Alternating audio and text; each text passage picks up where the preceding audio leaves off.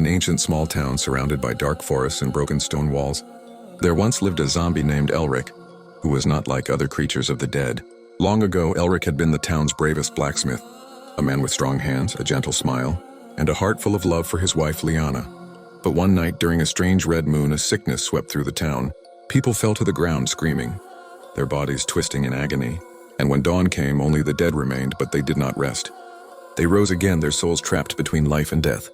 Elric was among them, cursed to wander with hollow eyes and rotting flesh. Yet unlike the others, some part of his heart refused to die. Every night when the wind howled and the moon lit up the ruins, he walked the same path through the empty market and past the old stone fountain, searching for the house he once called home. The doors were gone, the roof was burned, but inside he could still hear echoes of laughter, his wife's voice calling his name.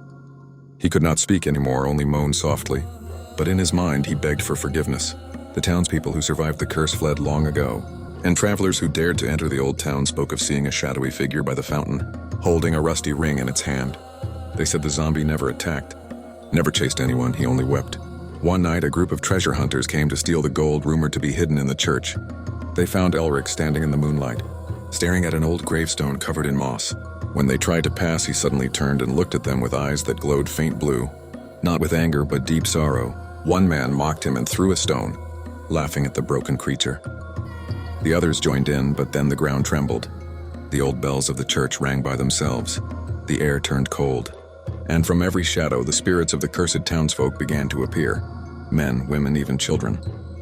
They surrounded the hunters, whispering in a language long forgotten, their hollow eyes glowing like fireflies. The men screamed and ran, but one tripped and fell before Elric. The zombie knelt beside him and, instead of attacking, lifted the man's hand and placed the rusty ring in it. Then he looked at the grave again. The frightened man followed his gaze and saw the name on the stone, Lyanna.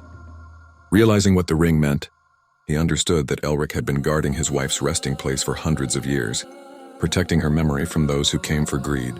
As dawn broke, the man crawled away and never returned. But he told the world of the sad zombie who loved his wife even in death. Years later, a great storm destroyed what was left of the ancient town.